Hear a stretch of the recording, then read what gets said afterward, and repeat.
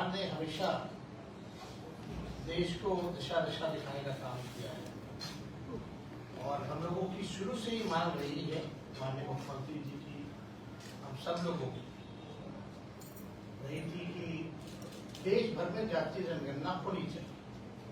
हम सब लोग, सभी दल के लोग जो है प्रधानमंत्री जी से मिले, लेकिन वहां से कुछ हुआ नहीं। तो तय यही किया गया था कि हम लोग अपने बलबूते राज्य सरकार जो है कराएंगे। और माननीय मुख्यमंत्री जी को धन्यवाद दिया जाता है कि एक ऐतिहासिक दिन जो 2 अक्टूबर का रहा, जो बापू का जन्मदिन हम लोग मनाते हैं, उस दिन जाति आधारित गणना, जाति की क्या स्थिति है, वो जो है सरकार द्वारा पेश किया गया। और जब विधानसभा का सत्र पिछला चल रहा था तो पूरा रिपोर्ट जो है आप लोगों के समक्ष जो है रखा गया। उसमें भी है, आर्थिक स्थिति भी है, सामाजिक स्थिति भी है। और बिहार एक पहला राज्य बनकर के आया जिसका खुद का साइंटिफिक डेटा जो है किसी राज्य के पास नहीं है, बल्कि बिहार एक ऐसा राज्य है जिसके पास खुद की आबादी की पूरी जानकारी है। और आज के दिनों में साइंटिफिक डेटा होना बहुत जरूरी है ताकि हम चिन्हित कर पाए, पहचान कर पाए कि कौन लोग हैं जो अंतिम पैदान पर खड़ा परिवार है, कौन समाज है। तो ये डेटा आप लोगों के सामने आ गया है, जिसमें कि लगभग जो है आप देखिएगा कि इसमें स्थिति जो है सारी स्पष्ट कर दी गई है। तो हम आंकड़ों में ज्यादा जाना नहीं चाहिए, लेकिन जब पेश किया गया तो हम लोगों का सरकार की यही सोच है कि व्हाट विल बी नेक्स्ट, अगला हम क्या करें। तो हम तो शुरू से कहते रहे कि ये जो महागठबंधन की सरकार नीतीश जी के नेतृत्व में बनी है, ये गरीबों की सरकार है और सामाजिक न्याय के साथ साथ आर्थिक न्याय देने वाली सरकार है। और देश में अगर सबसे बड़ा दुश्मन अगर कोई है तो बेरोजगारी और गरीबी है। और हर एक सरकार की कोशिश होनी चाहिए कि बेरोजगारी और गरीबी से लोग लड़े।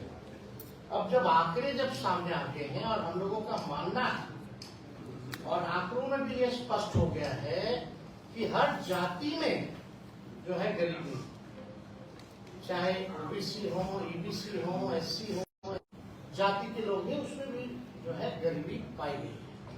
अब हम लोगों ने तय यही किया और इसमें सर्वसम्मति से सब लोग ने भी, माननीय मुख्यमंत्री जी ने जब प्रस्ताव रखा हाउस में, तो सब लोग तैयार हो गए कि बढ़ाना, तो आरक्षण जो है उसको जो है बढ़ाया जाएगा जिस हिसाब का हमको रिपोर्ट आया। उसमें एससी एसटी का भी बढ़ाया गया, उसमें पिछड़ों का भी बढ़ाया गया, ईबीसी का भी बढ़ाया गया। और क्योंकि ईडब्ल्यूएस पहले से ही सामान्य वर्ग के लिए 10% जो तय था वो तो हो ही गया, तो 50% से लगभग 65% जो है कर दिया गया, प्लस जो 10% जो 75% हम लोग जो है लगभग होना। अब हम लोगों को क्या करना है, कल्याणकारी योजनाएं हम लोग लाए। अब हम लोगों को पता है कि कौन भूमिहीन है, जमीन नहीं है जिसके पास, तो उनके सहायता के लिए माननीय मुख्यमंत्री जी ने ये भी पेशकश की कि उनको भूमि खरीदने के लिए हम लोग जो है 1 लाख रुपए की सहायता जो है करेंगे। 60,000 से 1 लाख तक पहुंचा देंगे। अब जिसका झोपड़ी है, घर नहीं बन रहा, उसको भी 1,20,000 हम लोग जो है देंगे। दूसरी ये बात ये थी कि भाई अब जिनके परिवार जो 94 लाख जो गरीब परिवार है, जिसके पास रोजगार नहीं, नौकरी नहीं, उनको नौकरी के लिए विशेष सहायता के लिए 2 लाख रुपए की सहयोग हम लोग करें।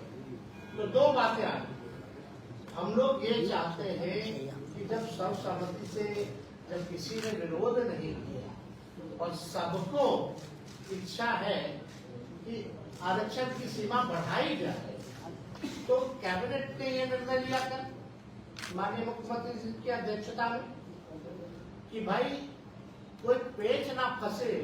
जिस हिसाब से जब हम लोग जातीय आधारित गणना करा रहे थे, कई पेच आए सामने, इतने आसानी से नहीं हुआ, काफी दिन विलंब रहा। लोगों को लाभ पहुंचाने में हम लोगों को दिक्कत हुआ, रिपोर्ट पेश करने में दिक्कत हुआ। तो ये जब आरक्षण की सीमा अगर हम लोग बढ़ा रहे हैं तो कोई पेज जो है किसी भी प्रकार का फंसना नहीं चाहिए। और माननीय वित्त मंत्री जी ने उदाहरण भी बताया, कई ऐसे मामले हैं जिसको शेड्यूल 9 में जो है वो किया गया, रखा गया है। तो हम लोगों ने यही रिकमेंड किया है कि भारत सरकार जो है जो आरक्षण की सीमाएं हम लोगों ने बढ़ाई है उसको शेड्यूल 9 में जो है रखा है। और इससे पहले भी एक राज्य जो है तमिलनाडु, उनका भी जो है पहले से 69% था, उसको भी शेड्यूल 9 में रखा गया। तो हम लोग तो यही अब इंतजार में है कि अविलंब भारत सरकार ना सोचे ना समझे, क्योंकि आपके दल के सभी लोगों ने यहाँ सहमति जताई है और आपके दल के लोगों का तो कहना है कि और भी बढ़ा दे सरकार, तो उसमें भी साथ देंगे। तो कम से कम बिना सोचे और विलंब जो है इसको शेड्यूल 9 में रखा जाए।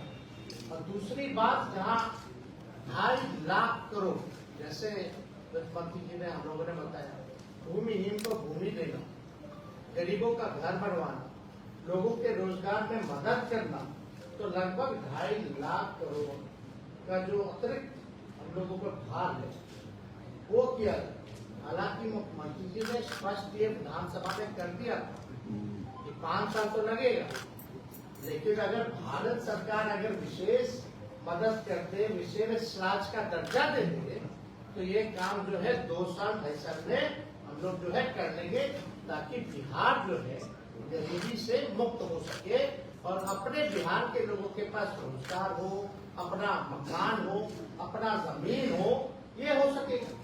और इसमें तो हम लोग सबको साथ लेकर के चलते, हम लोगों ने किसी के साथ भेदभाव नहीं किया है, चाहे अपर कास्ट के हो, बैकवर्ड हो, ईबीसी हो, scheduled caste, scheduled tribe, minority के लोग, सब लोगों को साथ हम लोग लेकर के चल रहे हैं और हम लोगों को सब लोगों के लिए काम करते हैं। जो back bencher of the society, जो गरीब परिवार है, उनको मुख्य धारा में हम लोगों को लाने का यही लक्ष्य है। तो इसलिए कल एक ऐतिहासिक हम लोगों ने निर्णय लिया कि भारत सरकार को हम लोगों ने रिकमेंड किया है कि भाई 2 चीजों का, एक तो शेड्यूल 9 में आरक्षण जो बढ़ाया गया उसको डाल दीजिए, और दूसरा बिहार को तो कई बार वादा भी किया गया, वो जहाँ तक याद है कि प्रधानमंत्री जी ने भी चुनाव के दौरान, उससे पहले भी कई बार कहा है कि बिहार को जो है विशेष राज्य का दर्जा वो दिलाएंगे। तो हम लोगों की यही अपेक्षा है, उम्मीद है कि प्रधानमंत्री जी और भारत सरकार जो है अब विलंब जो है इस चीज को शेड्यूल 9 में डालेगी और विशेष राज्य के दर्जा वो देंगे नहीं देंगे, वो अपने कम से कम ओपिनियन जो है, अपनी राय को लोगों के सामने रखना चाहिए। नहीं होगा तो बिहार सरकार जो करती है अपने बलबूते, अपने खुद के खर्च पर, वो हम लोग करते रहे। तो ये इसलिए जो है आप लोगों को यहाँ बुलाया गया और सूचित किया गया कि भाई ये चीजें जो है, क्योंकि आप सब लोग को भी फायदा, आप लोगों के जान पहचान वालों को भी फायदा है, सब लोग आप लोग बिहार के लोग हैं, और बिहार को अगर विशेष राज्य का दर्जा मिलेगा तो इससे बड़ी बात क्या हो सकती है। तो हम अपनी बात को यही विराम देते हैं और माननीय सफलता के लिए केंद्रित perfection IAS foundation course Hindi और इंग्लिश माध्यम में विश्वसनीय गाइडेंस के साथ सुनिश्चित की जाती है। 64वीं, 65वीं, 66वीं BPSC परीक्षाओं में सबसे ज्यादा 107, 69, 131 क्रमशः रिजल्ट देने वाली संस्थान perfection IAS, Kumar tower, boring road, Patna.